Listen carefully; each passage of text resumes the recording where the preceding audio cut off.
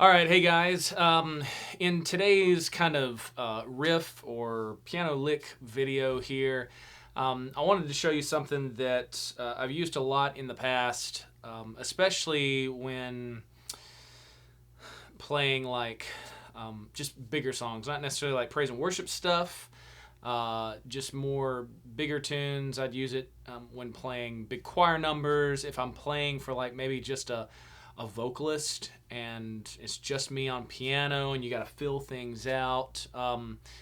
Again, thinking about the idea of playing what's needed for the song, and complimenting other musicians or singers and such. So I've got a rule, and it's a rule that's out there that I've heard for a long time, kind of the 100% rule. So if you're the only instrument, you have 100% of the amount of melody and chords and rhythmic and everything that you can play. But once you start adding other instruments and singers and things like that into the mix, you need to start scaling it back. So if it was you and a singer, you need to scale back what you're doing a little bit because you want the singer to shine. You don't want to play over top of them. You want to find those holes where you can fit and add nice things like that. If you're playing in a band, it starts scaling back even more. And if you're playing like modern praise and worship kind of stuff, you'll find that you're just kind of chording along and not doing a whole lot of movement because there's so many moving parts and moving pieces. So all that, keeping that in mind as you learn these riffs and start tucking them back in your toolbox there. But this one has to do with arpeggiating a chord, and this is one that I've used a lot. I learned this a long time ago from a couple of different players. I remember growing up listening to just various, keyboard artists, and they do these big flashy runs. I was like, man, what are they doing? It just sounds so complicated. But when you break it down, it's actually not. They're just arpeggiating a chord. And when you arpeggiate something, you're just moving through the individual notes. So for instance, if we had the key of C,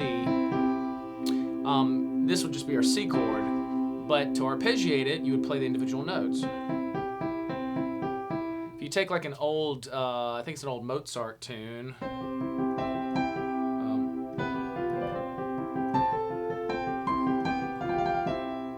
So that little thing right there in your left hand, you're doing an arpeggio. These are all chords. You're just arpeggiating it. So as far as doing like a run with something, kind of a good starting place is you start on the lowest one, and you start to work your way up.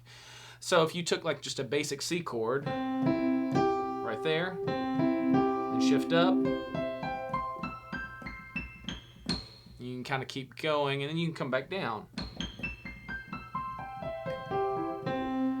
And that's kind of the beginning of like a run that you would do. Now, one that I typically do that I just find it's a whole lot easier, it sounds a little bit better than just like a triad like that, is going to be using a sus2 chord. So for instance, in the key of C, this would be your sus2, or a voicing that you could use.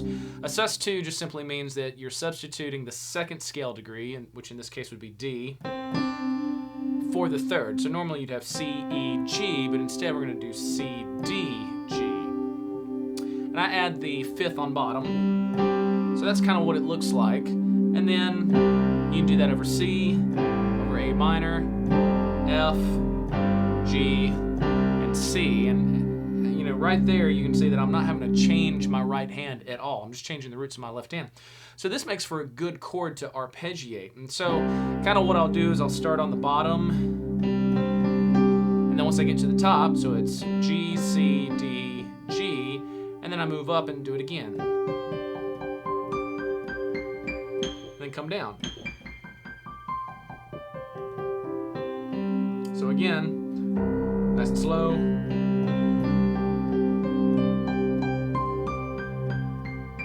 Back down.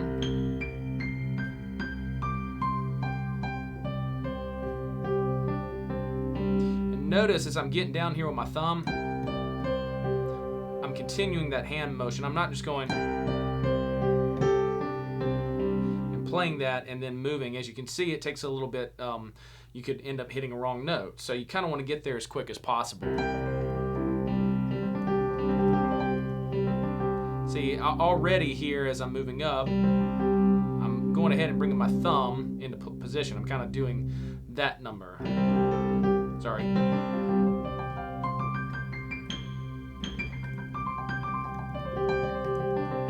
And so a good exercise is just to get that in your hands, is to just start on just like one octave and do it up and down several times. Like this, and then slowly pick up the tempo. Because a lot of times what you hear when they're doing those big flashy runs, it's nice and fast, but it's just kind of that each octave, and they've just learned how to connect the two like that. So that's a 2 octave kind of thing instead of just a 1. 2 octave, 3 octave, and so on. So you could do a...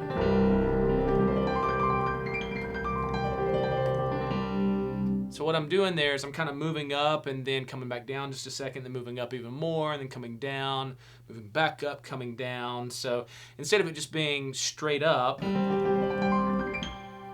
kind of intermix there. About halfway after I get through that second octave, I come back down.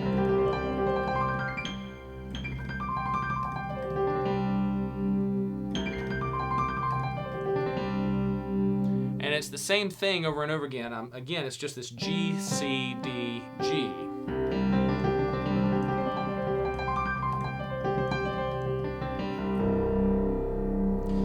So that's a good, fairly easy arpeggio that you can do that. It adds a little flash to it. So, if you were playing...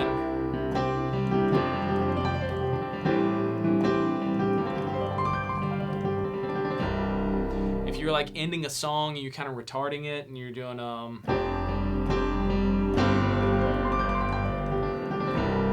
after you've ended, if you want to have some flash to really end the song you've just landed. Now what I've done there is I'm adding in my left hand and kind of doubling either some of the notes or kind of the chord as I do it. So it begins to add a little bit more flash to it. You kind of start with your right hand, and then I bring my left hand in and do the lower notes to it. There, and then start again with my right hand. So again.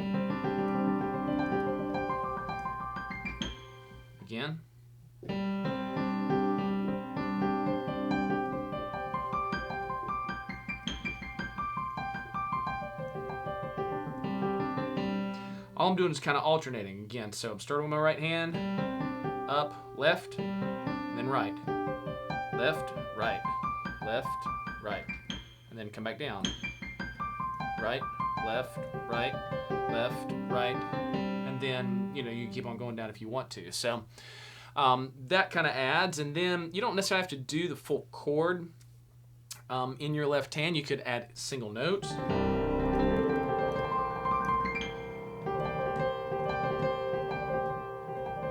Kind of adding in just that C there. Like if I wanted to get up and get down a little bit faster, instead of just doing the chord, I would just add those single notes. Again, slower.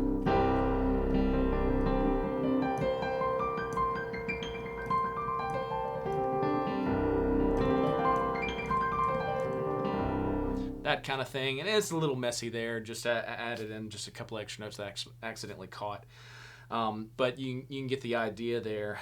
And you can do that. It just happens to be in C. Once you've got that down, see, the nice thing about this is muscle memory. Doing this over and over and over again might seem really mundane, but as you do it, you begin to build this muscle memory, and your hand remembers, your hand and your arm and everything remembers the position of it. So the position of this in the key of C is also going to be the same in the key of G. Like the way that your hand is. Like I can pick my hand up identical and shift it down, and there's just an ever so slight shift. It's not much, but it's pretty much identical in C. If I move up, especially D, it's going to be identical. Here's C, here's D. If I go to F, G, A, that's about it. Once you start stepping outside of that, like if you go to the key of E, it changes up because you're playing a black note. Same thing with the key of B. On the black notes, if you're doing like G flat, A flat, and D flat, those are all going to be very similar. A, D flat. When you go to B flat and E flat, because of the way it's positioned in your hands, a lot of times it's a lot easier just to do open fifth kind of thing instead of adding in the second. And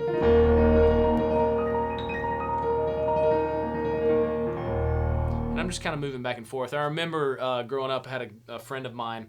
He was known for a lot of flash, and he had this one riff where he was just doing fifths, and he would always start up at the top up here, and he might be all the way up here on G, and he would kind of move back and forth between the G and the D, just real fast, kind of twinkling it, you know. Then he'd hit the top, and he'd come down and do that sort of thing. So he might be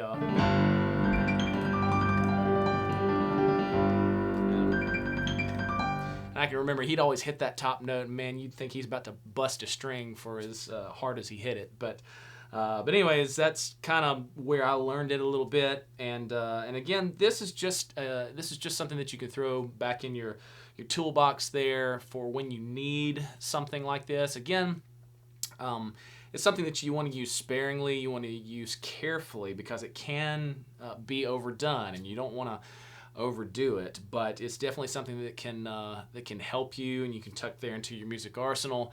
And again, if you ever got any questions, you can hit me up. Just send me an email, Ryan@worshipartistry.com. Have a great day.